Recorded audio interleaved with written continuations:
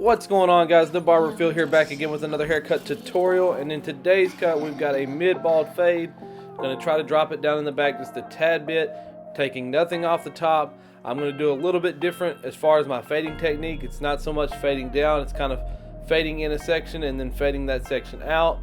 So let's get right into it.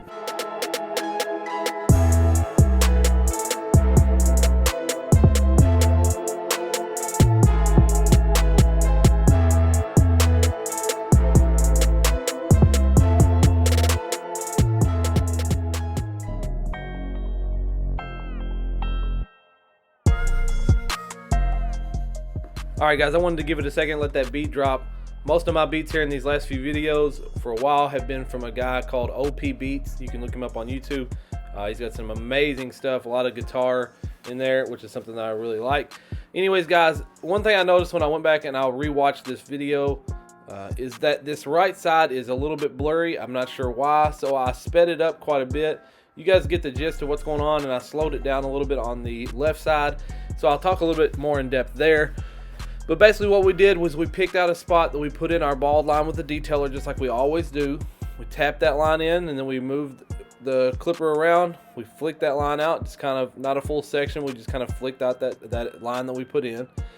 We took our the master blade, which is my more zero gapped clipper, and we did a 3/4 of an inch or so open section, and then we slowly closed that clipper up right here. We're working our way down through there.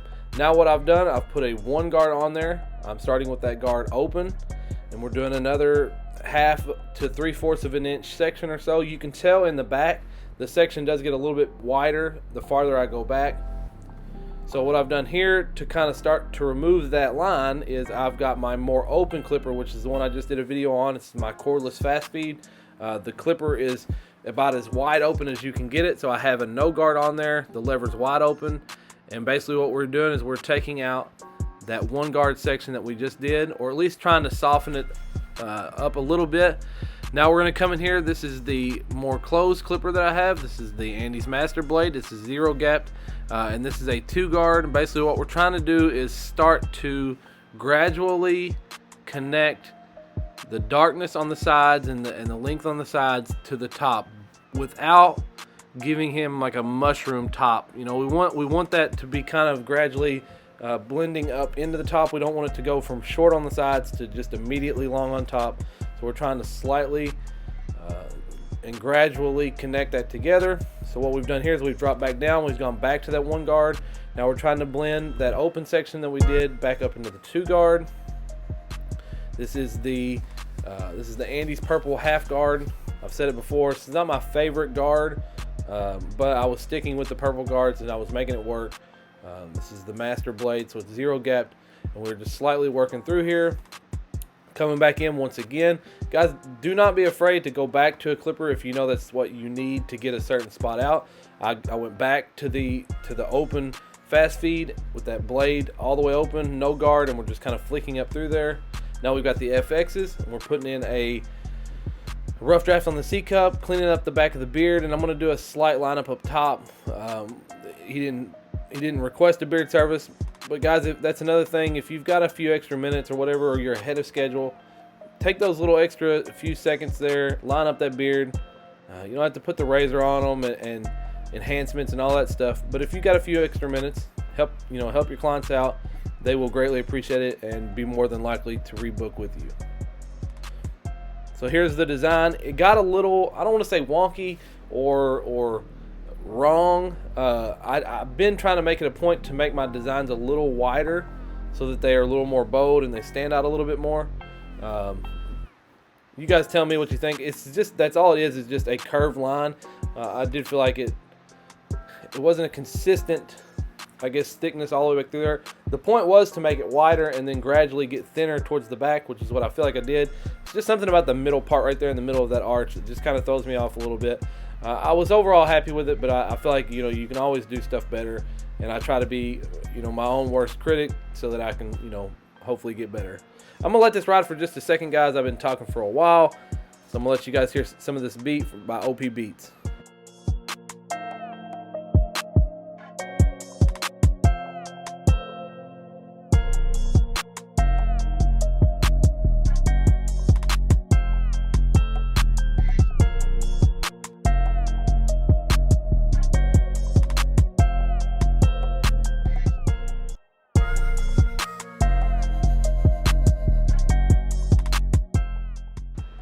So what we've done so far, guys, is we have taken the detailer and we've tapped in that bald line from the bottom of the C cup, arched it around the ear, and then dropped it down in the back a little bit.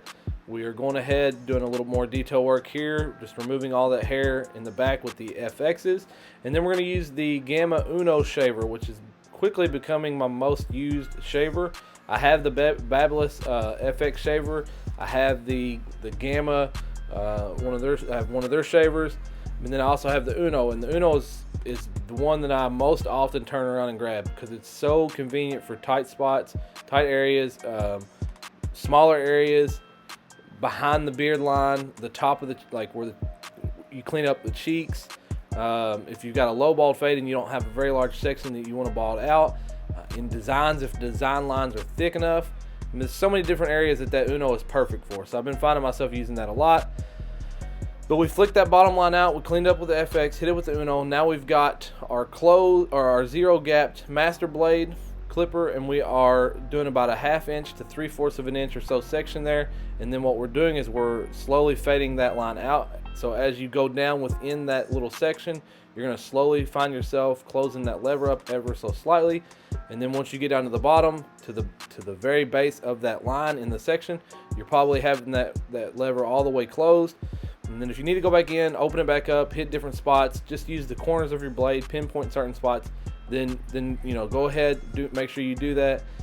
Fade the color, make sure that you're using the mirror, you're matching your whatever side you started with, or even the back. If you do 3 sections, make sure you match all those to color so that the person's haircut looks consistent throughout.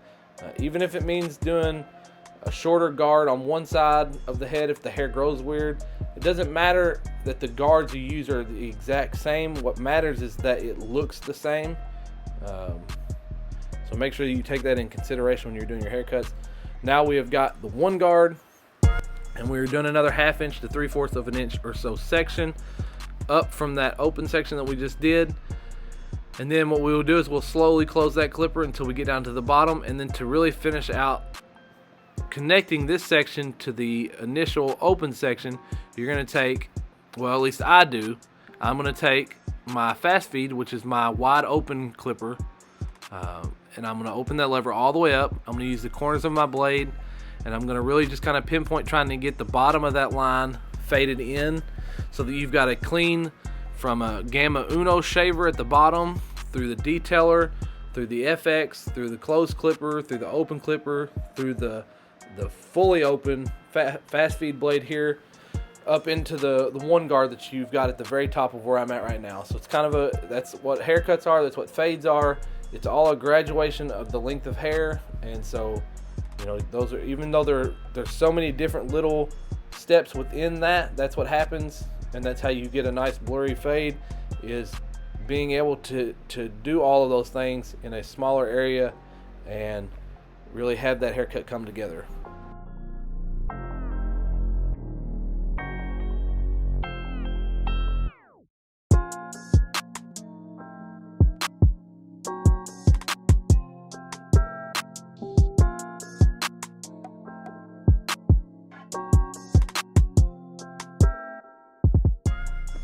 So what we're doing right now is a little bit of detail work. The section that we used that one guard with initially was a closed one guard, and that was above that open section we did with the no guard. Now what we're going to do is we're going to work on using that one guard to kind of preset us up to use that two guard to connect up into the top. So we've got this one guard all the way open, and we're just slightly working on a 1/2 or so inch section, just slightly bringing that one guard all the way open up some, and then we will use the two guard to connect up into the length up top. But we'll probably use this one guard quite a bit. We're just going to use it to buff this section out, but also to do some more detail work. You can see me hitting this area below where we were working at on the left side. It's because we're wanting to make sure that we slowly work our way through here, being consistent with our color. You can see me, I took the guard off right there at the last second. There's a little dark spot that we wanted to hit.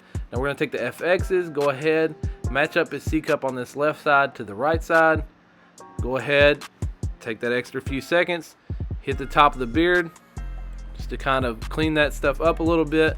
Because the last thing you want, guys, is for a client to go home because you didn't take a few extra seconds. I'm not saying you got to do a full beard service, but sometimes if you cleaning the top of that lineup will allow clients to leave that beard alone, and then eventually they may start booking a beard service because you did enough to their beard that they didn't have to touch it, and then that let their beards grow to where now they want to have a beard and have you work on it. And that's a way to gradually make money in the long run from, you know, those little upfront things that you did that, you know, cause your client to start growing a beard or whatever. So what we did there is we took that fully open fast feed blade and we opened it all the way up. We knocked down that hair right here for the lineup. I did do some hairspray for spritz, and then we used a little bit of the black fibers to kind of spritz through there. This is more so that I can really see the line, see where it's supposed to be at. We're obviously going to still cut the line to where we always cut it to, but there are a few lighter spots there. I wanted to make sure what you can do is use the spritz, put the hair in place with the brush, spray that, spritz a little bit of the fibers on there, and then you'll be able to see where there is hair for those fibers to catch a hold of. That's where you know that you can hit with that trimmer and then with the razor if you need to.